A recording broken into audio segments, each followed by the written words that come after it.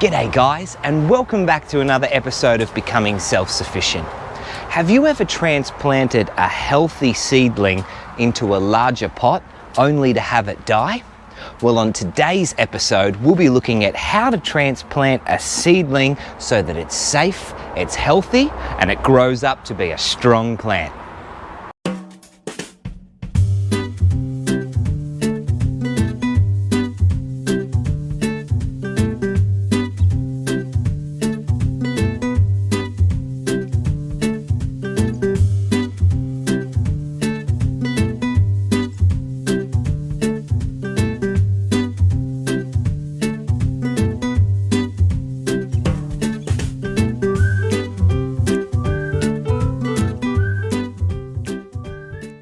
Now, one of the first things that you want to take into consideration when you're transplanting your seedlings is the weather.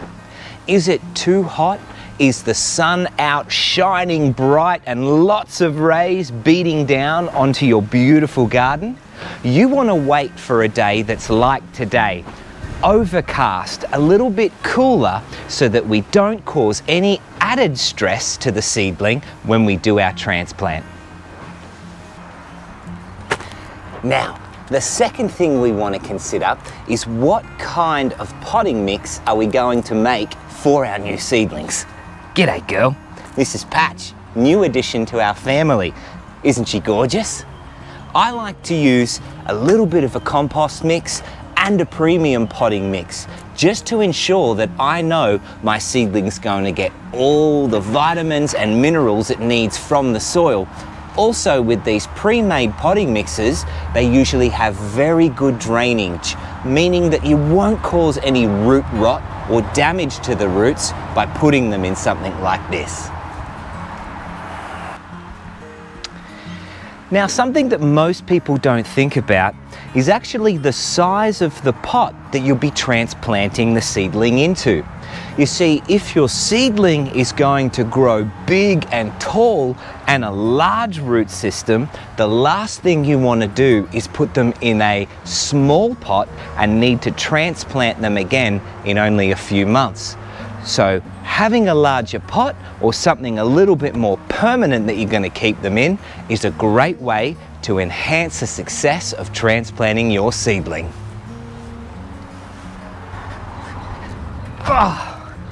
Right, now we've got our pot sorted and we know what seedlings we're going to transplant, it's time for us to fill it with our potting mix and our compost. I like to use a ratio of about 50-50.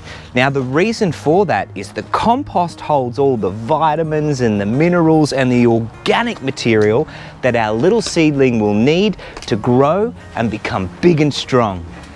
Now, when preparing this mixture, guys, always make sure you wear a pair of gardening gloves, especially if you're using this pre-packaged potting mix or compost. You see, sometimes these are left out in the sun and the warmth gets to the bags and it causes a lot of fungi or bacteria growth, which is not good for your health. In fact, I did this a few months ago and got covered in all these little red lumps when I didn't wear gloves. So gloves are a must when we're using pre-packaged potting mix and compost. Now that we've got our new pot and potting mix ready, it's important that we remove these young seedlings very gently. We want to make sure that we cause as little stress as possible. These ones have probably been in these pots for a little bit too long. So when we take the plant out, you'll notice that a lot of the roots are at the bottom and wrapped around. We're just going to squeeze very gently to loosen up that root ball at the bottom of the pot and cause the plant as little stress as possible. Once we've done that, it should just slip out nicely. And there you have it, guys. See all those roots right there? That's been in this small pot for way too long. So what we want to do is just gently, very gently, loosen up those roots a little bit. So when we put them in the new pot, they'll grow deep and strong and our seedling will survive. All right, I think that's a success. What do you think? As you can see, I've already done one other chili plant because this pot is definitely big enough to be able to fit the two, and I want to grow as many chilies as possible. So now that we've freed up the roots a little bit, what I'm going to do is simply loosen up the top of the soil here and make a small hole. I'll place in the chili plant and just lightly cover up that root system, just so that the plant is standing on its own.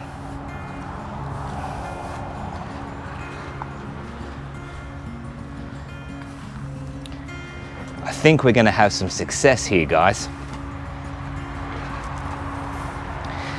Now, the soil here is obviously a little bit low, so I'm going to grab some more potting mix and just lift it up a little bit so I've got some room to press it down.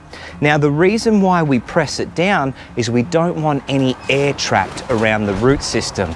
That's where we'll cause stress, and that's where we'll cause issues.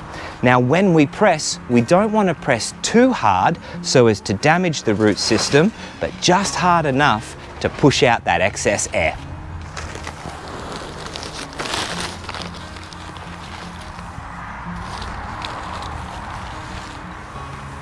Spread it out nice and even, and then we lightly press to get rid of that air.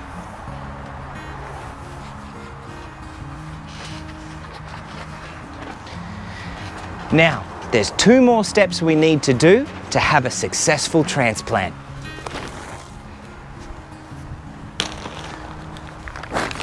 Mulching. We want this soil to stay nice and damp, not wet, but we just certainly don't want it drying out with such young plants in the pot. So what we do is we grab our mulch. I like to use sugarcane mulch. It's just a personal preference. You can use something else if you want to. And we want to put a nice thick layer of mulch around the base of the plants. That will help keep the moisture in and enhance the survival of our young seedlings.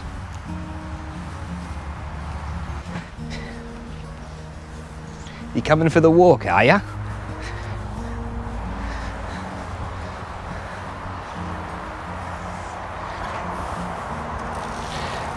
So when we water our new seedlings, guys, we don't want to soak them, but we definitely want to make sure that there's enough moisture trapped in that pot so that they have a good, healthy start to their transplant.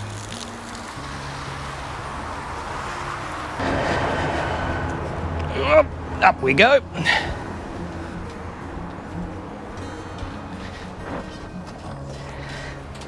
Looking good. Now, one of the last things I like to do with my seedlings, and you may not be able to do this, so maybe you can keep them inside on a windowsill, is put them in my greenhouse. A greenhouse in a climate like Australia is probably not always needed until it gets very, very cold in winter, but during the summer and the spring, you can use a greenhouse to control the climate of your environment, giving the seedlings the best opportunity for growth. For more information on that, check out my video on why you should have a greenhouse in warmer climates. Guys, I hope you've liked this video, and if you did, don't forget to hit the like button, smash the subscribe button, and I'll catch you on the next one for becoming more self-sufficient in your own backyard.